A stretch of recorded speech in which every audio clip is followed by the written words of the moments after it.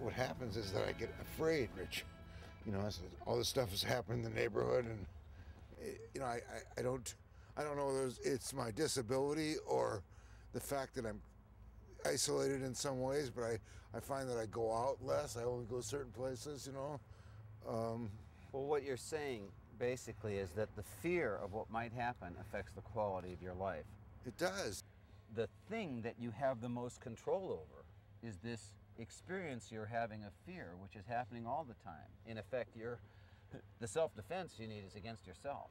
Well, it doesn't feel like I have a lot of control over that fear. You know what I mean?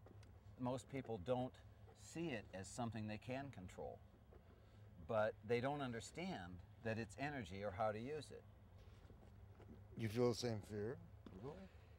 Well, O Sensei said, I feel the same feeling you feel, that you call fear, but I call it a call to action.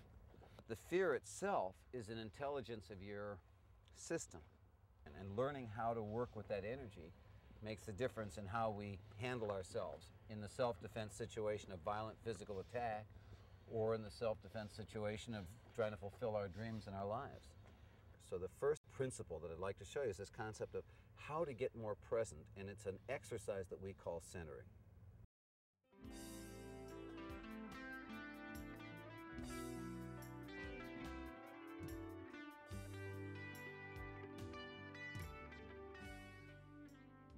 We call that centering, when your physical body and your attention connect to each other. You know, when Richard was trying to show me about centering, I at first it didn't make any sense to me. Why would this be important? I mean, it seemed like it was some foolishness that didn't have anything to do with real martial arts. I mean, it didn't seem like a punch or anything, you know what I'm saying? But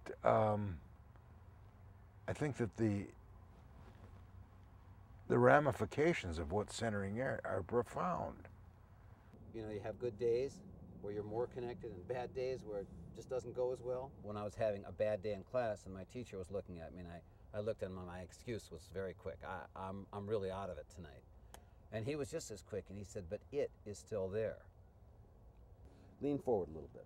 And then I'd come back and my whole body would relax, and I just sort of, it'd be like this sort of floating spot. And then he would have me lean back, and it would be like, again, I was using my body to fight against fight against balance. So it's like I'm fighting against myself. I felt that a lot, that I was fighting against myself. What's the first thing you notice when you come back to center? Relaxes, first of all. Everything relaxes. I was afraid I was going to fall forward. I was afraid I was going to fall backwards when I was leaning back. So I was constantly fighting against myself and fighting against something. When you said confidence, I thought that doesn't apply to this state, you know. Is this more confident than that state? It feels a little more, yeah, it feels more balanced, confident. I've got more choices. You feel like, well, what do I want to do, rather than the falling forward feels like you have to go that way. Your body is going that way. You know, it's like you're angry with somebody, and it feels like the anger takes on a life of its own, you know, that sort of thing.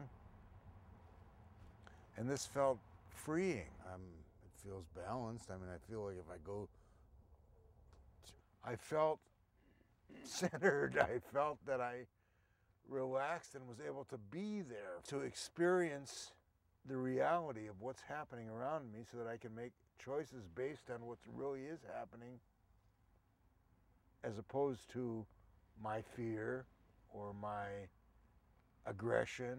When you're in a more centered place, you're going to tend to relax more. Right. And if we put you in a position where you were frightened, that same dynamic would be true. For instance, I'm now an IRS agent. Okay, feel it? And do your centering. And tell me, do you feel it? Yeah. Okay, let me do another one with you. Take your wrist and bend it a little bit. Don't hurt yourself, but bring it right up to the edge where it feels uncomfortable. And then center a little bit.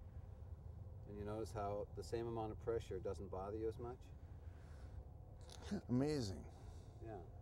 So here, I'll give you a little bit more of an exercise. I'll put a little pressure on you and see how do you handle centering in a similar way when someone else is putting pressure on you. And I'll do that by pushing on your chest, okay? Okay. But when I come to push you over, I don't want you to let me. Don't fall backwards, right? So with that intention there, that's what everybody does, is they come out to fight what they think is going to be a problem. Yep. And that's where we live most of our life, in this fight, okay, or shrinking back from it. I don't think that you're going to get into this cycle of larger and larger and larger fear building on itself. I think that's one thing that happens. When you continue to relax, your weight goes into the earth. We call that grounding. In that center spot, you're just relaxed and you're just receptive. I felt a lot more receptive to whatever was around me. If we start to push it from behind a little bit, you start to fill in a little bit more, and you start to refine your sense of center. Now imagine me pushing on you, and the urge to come forward, and then center. I feel less afraid, less controlled by my fear or my anger, and I feel as if I have more options. Now imagine me attacking and wanting to shrink from it, and center and be present with it. Now imagine me attacking and coming out at me. I just feel better.